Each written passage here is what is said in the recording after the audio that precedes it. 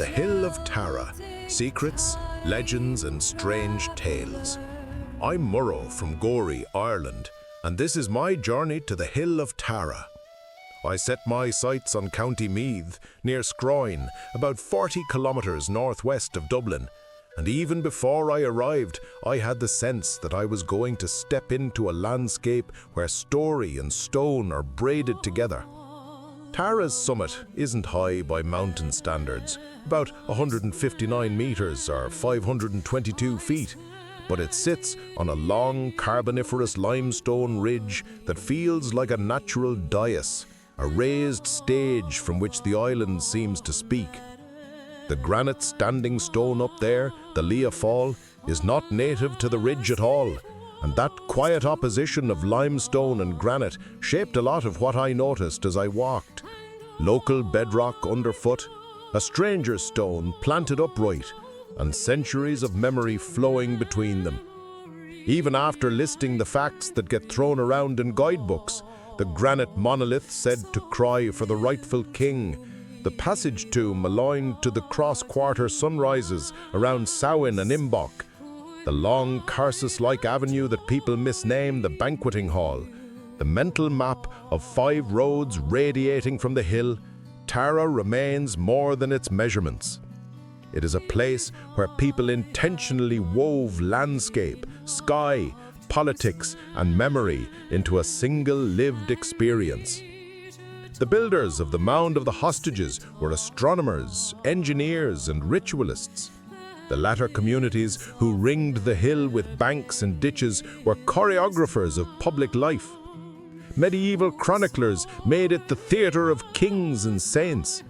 Modern Ireland added layers of remembrance and protection. Before I went, I reminded myself what Tara is in the simplest terms. A complex of monuments scattered along a ridge about 3 kilometres long, spanning layers from the Neolithic, around 3200 to 3000 BCE, through the Bronze and Iron Ages and into the early medieval world and beyond. More than 30 monuments are visible to the eye, and geophysical surveys have revealed many more hidden in the soil. Timor, or Timar, the Irish name, carries glosses like eminence, height, or sanctuary, a high place of assembly, and that's the Tara I went to meet. By the way, my own name, Murrow, comes from King MacMurrough, High King of Ireland in 1140 AD, or so the story in my family goes. Is buried down the road from me in Ferns, and I carry that echo with me when I walk places like Tara. Getting there was plain enough. By car, I took the M50 around Dublin, turned onto the M3 and N3 toward Navan and Cavan, and left at Junction 7, signed for Scroyne and Tara, following the brown heritage signs to the hilltop car park beside St. Patrick's Church. If I weren't driving, I'd use bus air and route 109 from Dublin to Dunshaughlin or Navan, and then hop in a local taxi for the last 10 or 15 minutes, or book one of the guided day tours that tie Tara to Brunaboyna and other sites in the Boyne Valley. On the hill, there's a small car park, a cafe and shop by the gate, toilets, and a seasonal visitor centre in the church. The ground is grassy and uneven, and decent footwear matters because the slopes can be slick after rain, and the subtleties of the earthworks reveal themselves best when you're steady on your feet and not staring at your boots. Dogs go on leads around livestock, drones need permission, and the mounds, banks and ditches appreciate a gentle tread. That long limestone ridge is the backbone of the experience. It runs roughly north-northwest to south-southeast, smooth underfoot, and forms a natural viewing platform that dictates where people would have walked, gathered, and marked boundaries. The monuments track the ridge in a way that feels intentional. A southern knoll anchored by features like Rath Medva, a central crown with its royal enclosure, and a northern approach where processions might once have been channeled. Archaeologists have mapped Tara with magnetometry, resistivity, LiDAR and aerial photography, and as I walked, I kept thinking about the rings of posts, the palisaded enclosures, and the buried features that lie beyond what the eye sees. Tara isn't just a hilltop with a few mounds. It's a dense ritual and political landscape whose layers unfold if you give them time. From the summit, the views open wide and the context snaps into place.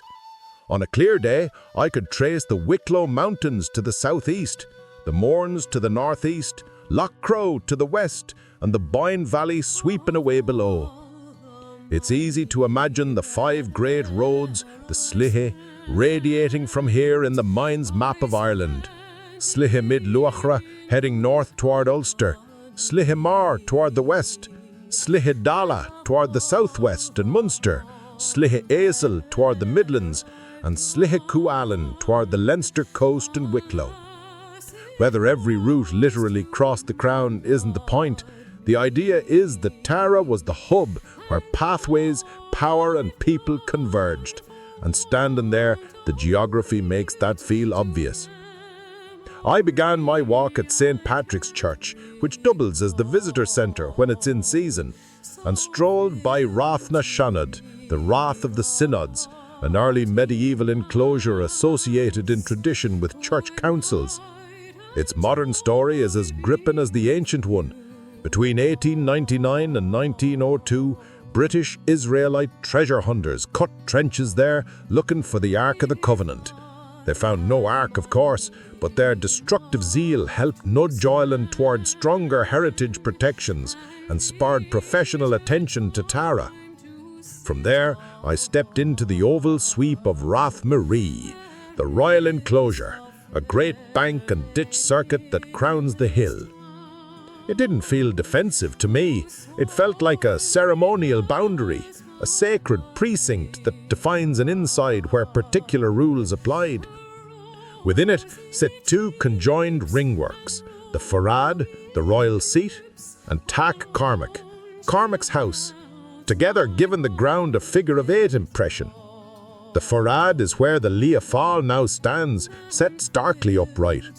I stood beside the stone, a granite monolith rising about 1.6 to 1.7 meters above ground, braced in a stone-packed socket, and thought about how far someone must have carried it.